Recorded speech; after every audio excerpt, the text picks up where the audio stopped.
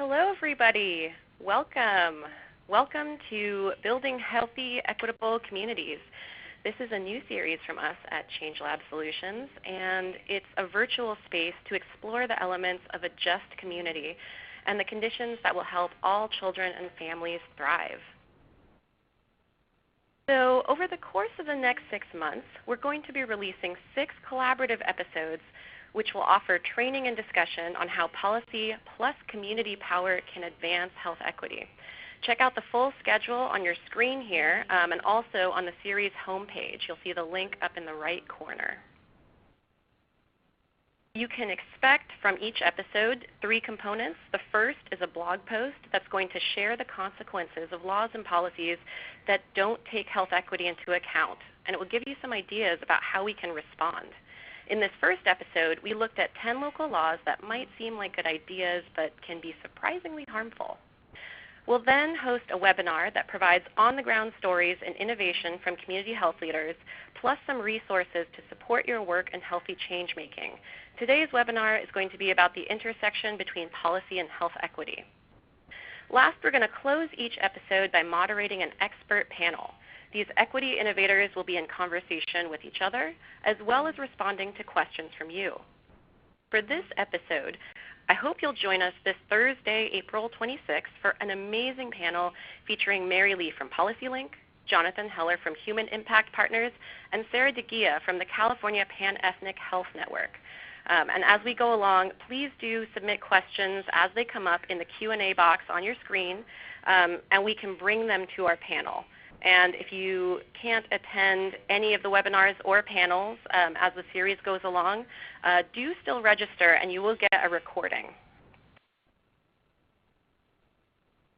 So I want you all to be able to put a face to the voice.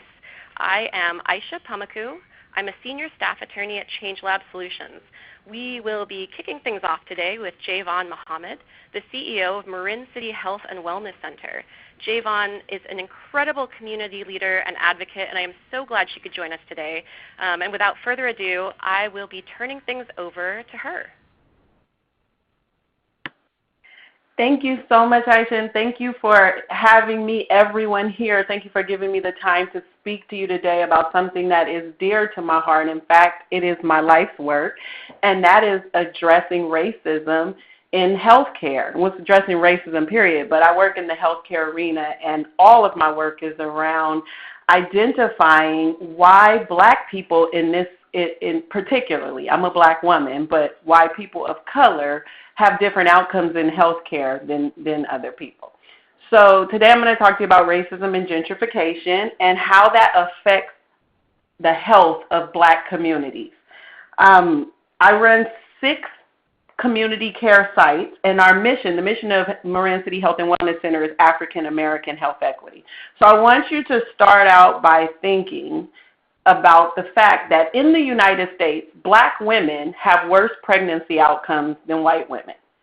Black women lose their babies nearly 3 times more than white women, but they also lose their own lives nearly 4 times more. Just sit with that for a second. I think that in all of my work and in all of my talk, it becomes frustrating when we talk about equity in healthcare, because depending on where you sit, you either are frustrated because you want to know, why is it that Black people, we can't make Black people well?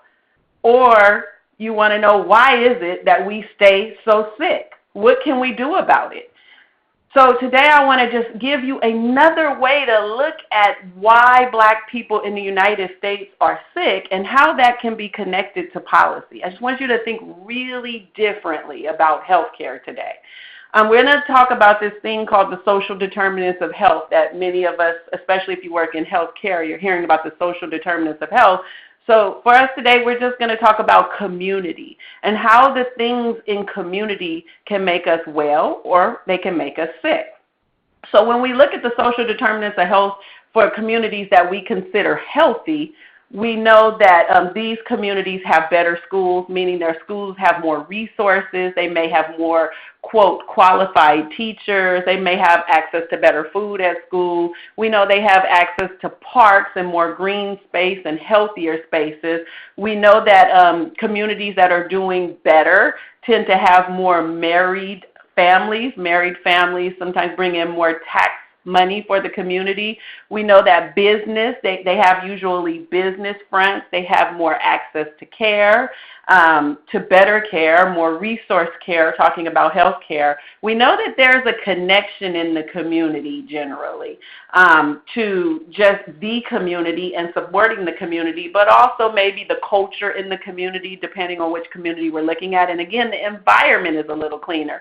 I can take that to heart because I work in Marin, and Marin County is just a healthy county. It was just ranked the highest performing county in California. So then we want to look at social determinants of health for poor communities. In this instance, we're going to talk about those poor Black communities that we know. I just said that Marin County was just rated the highest performing county in the state of California, but it also was identified as the county with the greatest disparity in health, disparity economically and in health. So Marin County is doing well, but Marin City, where the Black community lives, is doing not so good. In fact, we live less. Our years are shortened if we compare ourselves to the greater county. Education is not the same. We're experiencing gentrification now. So when I say education is not the same, we have underperforming schools. We have directly across the street from the clinic, a school that goes from elementary to middle school, meaning it goes up to the 8th grade, and no child in the school was tested at a reading level higher than the 5th grade. There's a lack of clean and safe places to stay. Now, Marin City is a little different because it's in Marin County and it's bordered by a national forest area. It's very beautiful. But generally, there's more of a concrete jungle type of feel. There's environmental injustice. The community that I was raised in had 70 hot spots and a Superfund site in it. So we know that these are communities where unhealthy things get left, or they're not focused on so much, and the business community is generally dead. So I want to share something with you that one of my mentors taught me, and that is, since being brought to the United States through slavery, Black people have always had to play defense, but offense wins games. When I say Black people today, I'm speaking of African Americans, or those Black people that are the descendants of enslaved people. We know that Black is wide, so sometimes a Jamaican could be considered Black, or an African from the continent can be considered Black. Today we're talking about descendants of enslaved Africans or African Americans. So the result of slavery was a made people, almost a Frankenstein. I want you to think about that.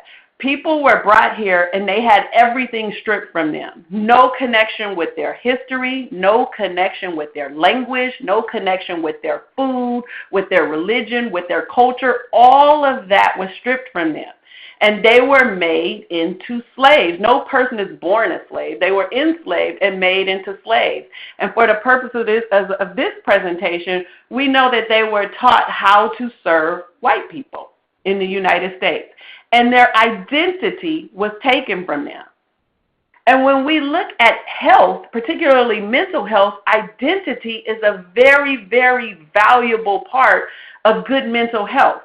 So we are working with people who have been rebuilt. We repaired, or we made a culture from no culture at all, meaning that we are all, in order to survive in the United States, you have to become a functioning white people, because all standards are made on with a white platform. So how much education do I get? That wasn't designed by us. What's acceptable was designed by the American standard, which is a European standard. What religion am I? I don't really know, so I've accepted the religion that I was taught. What do I eat? I don't really know what I would have eaten had I not been brought to America, so I eat what I was taught to eat. I speak the language I was taught to speak. So I have been made into a person that is not myself. So think about that for a minute. My DNA is telling me that I'm a whole nother person. But the person that I have to show up as every day is the person that my ancestors were taught to be, and that is a functioning white person. Going back to this idea of always on the defense. So I just want to paint a picture of you because I want you to sit with this. And I know it's difficult, especially if you're not a black person, because there's some frustration. And I say that as a woman who is half black and half white, and this is a conversation that I've had my entire life. So I want on both sides us to sit with this and look at this differently, because we could keep spending more money on a problem and never fix it, or we can really delve into what the problem is and we can start to fix it. How it works now is we just pour more money on top of a wound, trying to put a Band-Aid on that wound, and we never fix it, so we just continue to cost the taxpayer more money. So always on the defense. In 1865, when the Civil War was over, black people were, quote, free. But as soon as we were freed, the black codes began. And then as a community, we remixed. And when I say remixed, I mean we came together and we did what we had to do to survive what was happening to us. So the black codes came and we remixed and we built community. Soon after that, the KKK was formed. And they terrorized us. And I really want to say terrorized us. But around them, as a community, we remixed. And we did what we had to do to survive that and to continue community so that we could be safe. In 1867 and 77, it was the Reconstruction. So the Union Army had been left behind in the Civil War so that they could protect areas that black people could stay in so that they could be free and safe. Well, when they were pulled back, then that meant that white folks in the South that wanted to take that land back went back and took it back, and we experienced violence and we lost everything that we had gained economically. But we remixed and we again relocated to wherever we needed to be, and we built community. In 1877 and 1925, there was something called convict leasing. That was where you could be walking down the street as a black person, and a white person could accuse you of a crime. And pretty much that person's word was taken, and you were imprisoned, but you were imprisoned in work camps, usually in mines or very dangerous fields. So you would not have a trial, or if you did go to court, it was this man's word against your word. You always lost, and now you had to spend the rest of your life in slavery, even though it wasn't called slavery. So that was happening to us, and we figured out how to work around that, and then Jim Crow came in. Jim Crow lasted a long time, and black people learned how to live with Jim Crow. We did all of this in community, so always on the defense. Every time something else happened, we got together and we figured out how to overcome that. But in the midst of all of that, we were still able to create Black Wall Street. And we were still able to create Rosewood. There was something about the spirit of our people that gave us the resiliency to survive what was happening to us. In 1954, the Civil Rights Movement came about. It lasted through 68. During the Civil Rights Movement, something called the COINTELPRO was an FBI program was unleashed on our people. And this was at a time when black people were learning that they were kind of, quote, black, and it was the time of James Brown, I'm black and I'm proud, and we were rediscovering ourselves, making ties to Africa. It was a cultural awakening for black people. At that time, the FBI developed a program that sent them in as agents into black organizations to infiltrate them and to destroy them. Because of that, a lot of our community leaders, especially in the Black Panther Party and even ultimately Martin Luther King, were killed as a product of this program. So we learned how to work around that, still on the defense, until the 80s when crack cocaine was introduced to the black community. And I'm going to say introduced because there's a lot of evidence that that was a government-sanctioned program in the same way that the COINTELPRO was. This is documented, right? So I'm going to get back to crack, but then I'm going to move forward to say right now, today, we're still dealing with the prison industrial complex and the idea of gentrification in our communities where we're being displaced from places we were attached to and sent to other communities. Through all of this, and I'm talking specifically to the Bay Area, but you think about a community near you. Through all of this, in the Bay Area, we created Marin City and we created Fillmore, two very powerful communities where we had safety. I want you to think about all of this because every generation was trying to recover on the defense from things that had happened to us. So what did we build? What kept us sane, connected, and alive? It was community. Because we had to build a culture from nothing. Remember, we knew nothing about ourselves when we came here. And if you were the second generation of an enslaved person, you didn't even really know you came from Africa. But we learned together survival skills. We put culture together around food, depending on what we could afford, what we were given. We built black businesses. People like to think that we didn't have black businesses, but we did. We supported each other, and we were always interested in education and relationships, even when we couldn't be together. Even when black people really couldn't be together, we found ways to be together. So comes in jumping the broom and other ceremonial things that we did so we could be together, but we did that in community. But going back to crack, because in the 80s, crack came to us. And pre-crack and post-crack, we became different people. I'm 46 years old. My mother was a crack addict. My father was a drug dealer. I grew up in a community called Hunters Point. I did not become aware of crack until I was 7 years old. And so imagine that, because I knew goodness in black people before crack cocaine. But if today you're 30 and you never got a chance to see black people before crack cocaine, which is important because crack cocaine changed everything for the black community. And after crack cocaine, families were broken. CPS was unleashed on us. Our children were being removed from our community. Grandmas were keeping babies. The community just had a breakdown. There were fatherless homes. We became different people after crack cocaine.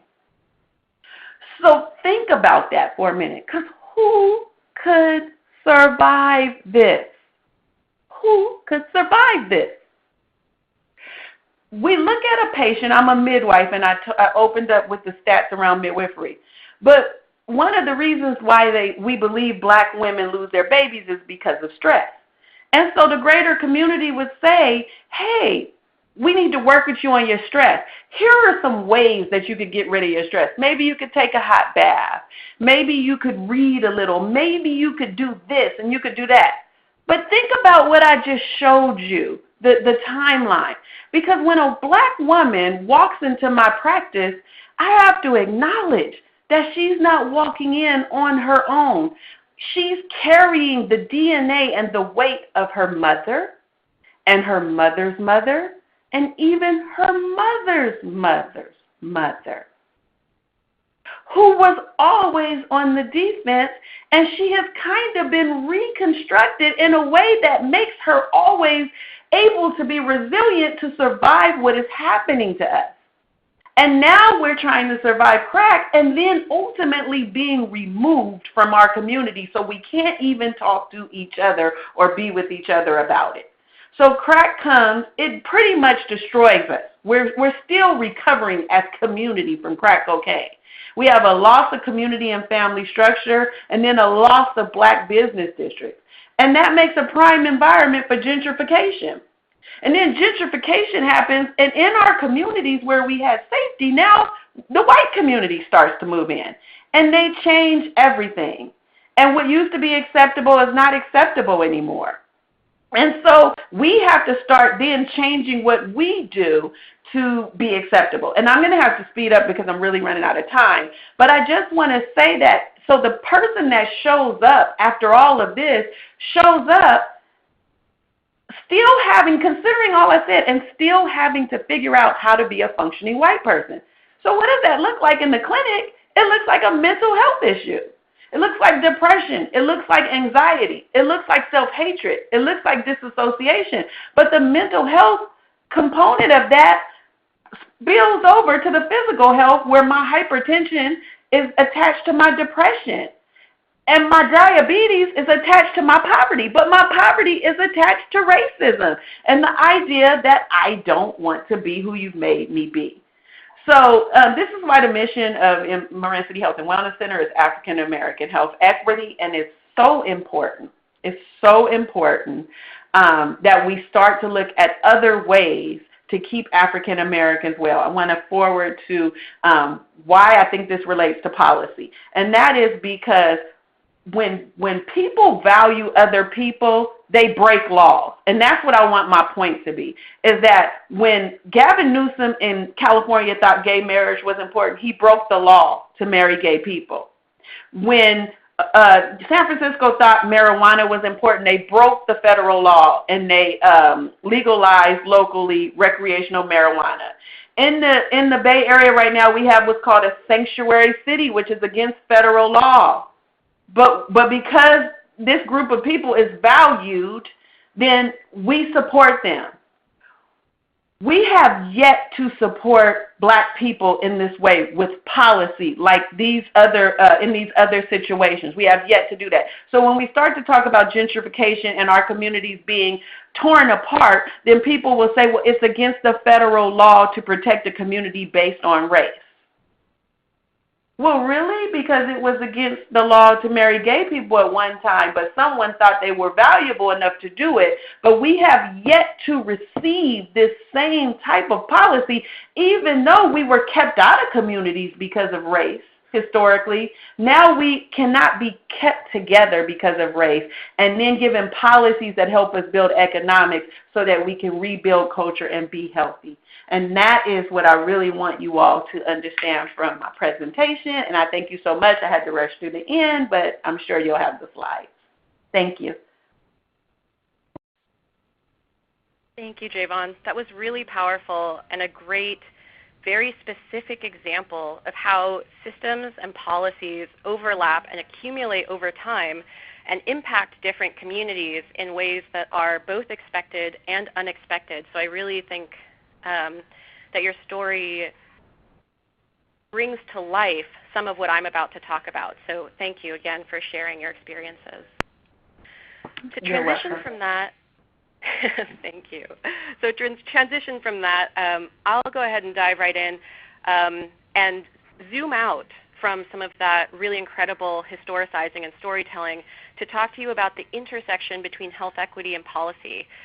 Again, so that you can picture the face and the voice. I'm Aysha Pamukcu, attorney at ChangeLab Solutions. I am part of an interdisciplinary team that creates innovative laws and policies to ensure everyday health for all. ChangeLab Solutions offers research and technical assistance, so please do bear that in mind as we go along today. I'm going to just make a quick disclaimer that ChangeLab Solutions does not enter into attorney-client relationships. None of this presentation is legal advice. Okay, let's get to the good stuff. This is what I'll be talking about today. First, the meaning of health equity, using policy to promote health equity, shifting the narrative, the role of local government, and finally, sustaining change. Of course, we have to start by getting on the same page. This is a question I hear a lot. What do we mean by health equity? This is a good place to start. Health equity is the state in which everyone has the opportunity to attain full health potential and no one is disadvantaged from achieving this potential because of social position or other socially defined circumstance. This comes to us from the National Academies of Sciences, Engineering, and Medicine. But this is a handful, and this isn't exactly inspiring. Let's drill down and be a little more simple about what we're talking about. Health equity means people get what they need to thrive and maximize their well-being. And why is this something we should care about? Well, we should care about it because it's fair, it's just, and it's also cost-effective. Nobody should be held back from their full health potential.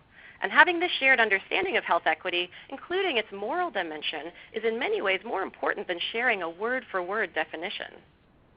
And to be clear, and to circle back to JayVon's presentation, we do understand that racism has to be addressed to achieve health equity. Racial inequities exist across gender, they exist across the socioeconomic spectrum, and many other ways that we label people as different than us. For example, as JayVon pointed out, Black women raised in the U.S. do have worse reproductive health outcomes than white women and African immigrants.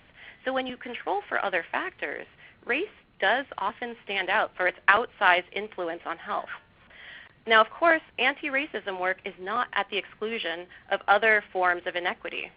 In fact, we use what we think of as an intersectional anti-racist approach to our work. So what does intersectionality mean? It's a long way of saying that the ways we label people as other, things like race, class, gender, ability, these things don't exist as separate categories. They mutually reinforce each other and are entirely interconnected. Now, what does this mean for a health equity approach? Well, it means that health equity is concerned with the root causes of poor health.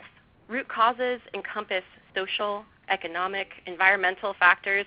If you just think about the complex web that is education, employment, housing, community design, family support, safety, all of these things, and many, many more factors are driven by the intersectional influences I just talked about and that JayVon illustrated so well, and they impact our everyday health. Now let's talk about where law and policy fits into this. I'll share a little bit about how we can design law and policy that's responsive to health equity. And while I'm going to hone in on policy specifically as a change-making strategy, do bear in mind that many of these ideas actually can apply to other approaches as well. Also note, I'm going to stay pretty high level just to provide a framework for health equity and policy, and much more time and discussion could be spent on any one of these topics. The first thing I want to mention is that it's really important that we tailor our approaches to serve under-resourced communities. I know as public health folks, we often see so clearly the complex web of systems and influences that contribute to poor health. This can lead to an understandable desire to want to remove these influences from the neighborhoods where they do the most damage.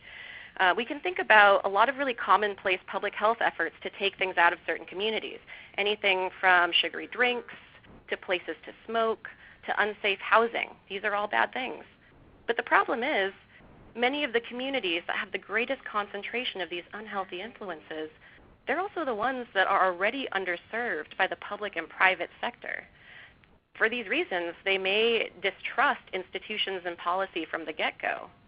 And because of this, we suggest that public health folks should be sensitive to the fact that efforts to remove things, now even if these could be unhealthy things, from communities, these efforts might not be received well. But that doesn't mean, of course, that we stop trying to stem the flow of harmful influences into communities. Some of it, like, for example, alcohol advertising that kids see, is downright predatory. But we can start by using this as our guiding question. How do we expand the universe of possibilities for communities rather than simply constricting it? How can we make sure that we focus just as much, if not more, on bringing healthy influences to neighborhoods rather than only removing unhealthy ones? We can think about valuable resources, parks, fresh food, jobs, early education. These are all things that people need individually and collectively so that they can thrive.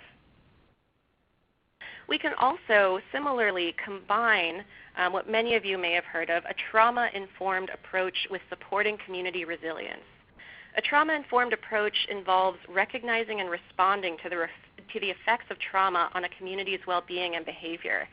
JayVon so powerfully depicted the long-term historical effect on trauma on the Black American community. And that's something that has to be addressed when tailoring approaches to working with folks. And while trauma may impact a person or a people, we also recognize that there are protective factors at play that build resilience. And resilience just means that a person or a community is able to successfully adapt in the face of adversity. Community-wide factors that build resilience include things like neighborhood social cohesion, community safety, effective schools. Equitable policy works to build those protective factors rather than only targeting the harms. Next, we make sure that folks who are going to be most affected by policy get a seat at the decision-making table. We're going to get into this a little bit more down the road and also in our Community Power episode, so please do join us for that. Finally, I think it's important to frame policy in and of itself as not the goal. The point of pursuing health equity through policy strategies is to improve community health and community power. And these two things in many ways are highly interconnected. And if these two things are guideposts for us, we define success by a lot more than just getting the policy win. It helps us really frame this idea that helping people live their healthiest lives means ensuring that they have a say over what happens in their lives. So to maximize self-determination and well-being at both the community and individual level, we all need at least some degree of control over our futures and communities, and policy can play a really big role in that. Next up, how do we shift the narrative for health equity? There's lots of ways that we can change the ways we talk about and therefore the ways we develop policy solutions for health equity. The first thing we can do is set the historical context, and this is something that JayVon did a really great job of outlining. As professionals who hail from many different fields, I know we've got policy folks, planners, public health practitioners, it's important to be very clear-eyed about the ways that our fields have been used in blatant and subtle ways to create and even uphold inequities. And if we understand where and when equities originate, we are much better positioned to create the equitable future that we all want to see. So it's important to acknowledge past harms because that helps us make a case for correcting these injustices through the tool of policy. Also, being able to very clearly historicize policy and public health helps us shift the frame away from systems thinking and away from this notion that individual choices alone bear the responsibility for poor health. We all know that health is much more than simply genetics, more than individual choices, and even more than access to health care. We know that health is also determined by the overlapping systems that influence people's everyday lives. As public health folks often emphasize, our health is deeply influenced by the environments where we're born and where we live, learn, work, play, and age. So moving the conversation in this direction also helps move policy in this direction. And while systems thinking can mean a specific set of tools and approaches in a very technical sense, it also just means an awareness of the interconnected nature of systems in our daily lives. And these are things that sometimes feel invisible. Think about the transportation system that we all move through, the educational system that we all move through. These powerful structures have powerful consequences for our health. So we know also that how we talk about something influences what we do about it or what we don't do about it. So for example, if we call an excise tax a sin tax, so think about a tax on tobacco or alcohol or these days now cannabis, we're reinforcing the notion that some folks are virtuous and some folks are sinful. This implies that those who are sinful or consuming certain items, well, they're deserving of poor health. That's not the narrative we want to advance. Even popular and evocative terms like food desert suggest an empty wasteland rather than a vibrant community with resilient residents. And of course, that begs the question, well, what do we call these things? And I would turn that question back to all of us and say that, reframing how we talk about health is entirely in our hands as a field. Another way we can reframe things is by broadening the evidence base. And this is something especially important for those of us working towards evidence-based change. We know that the evidence base consists of sources that many of us know very well, quantitative data, peer-reviewed literature, published reports. But the evidence base can also expand to encompass community knowledge, stories, people's lived experience. The more we democratize the evidence base, the closer to equitable solutions we can get. Relatedly, we can also be more intentional in how we use data to tell stories. As we all know, data can illuminate or obscure inequities. So for example, if we think about the demographic category of Asians, without drilling down further, we're going to miss important discrepancies in outcomes. Just consider that over 70% of Asian American adults are born outside the U.S., and these folks come from more than 30 countries. So that's not exactly a homogeneous group, but we often treat them as such. So I do say that with the understanding that disaggregating data can lose some of its power if the sample size gets too small. But then again, data can always be aggregated after collection. But it's these kinds of trade-offs that I invite us all to consider and consciously address as we go forward and do our work. Now let's look at the role of local government and how local government can be an important player in equitable change-making. We look at local change-making as an opportunity for folks from all kinds of fields, so not just public health, but also civil rights, economic justice, many others, to come together to produce equitable policy innovation. So to do policy in new and different ways than perhaps it's been done before. And this is because local governments are often closer and more responsive to the populations affected by policy decisions. Local governments can be more responsive to community concerns, and they can pivot more quickly often than other levels of government. Local government can sometimes also drive innovative policies that would be impossible to do at the state or federal level. And this is often with, by doing more than less, so with less funding than other levels of government. And of course, local communities are more than their government. It's people and neighborhoods and anchor institutions. So many different pieces make up the fabric of a community. And so individually and together, it's these components of a community that can innovate new models of equitable change. But there's often a hurdle, as there so often is, and that is preemption. Preemption is a legal doctrine that says that a higher level of government can limit or eliminate the power of a lower level of government to regulate on a particular issue. And for that reason, preemption is something that can stifle equitable policy or it can protect it. So we can just consider the battle over sanctuary cities, minimum wage, tenants' rights. The list really goes on. And for more on this, do tune into our preemption episode where we will dig into this topic in more detail because there is a lot more that can be said about this. So after the policy win, that's just the start. Of course, the end goal is sustained equitable change. Let's take a look at how we can make sure that happens.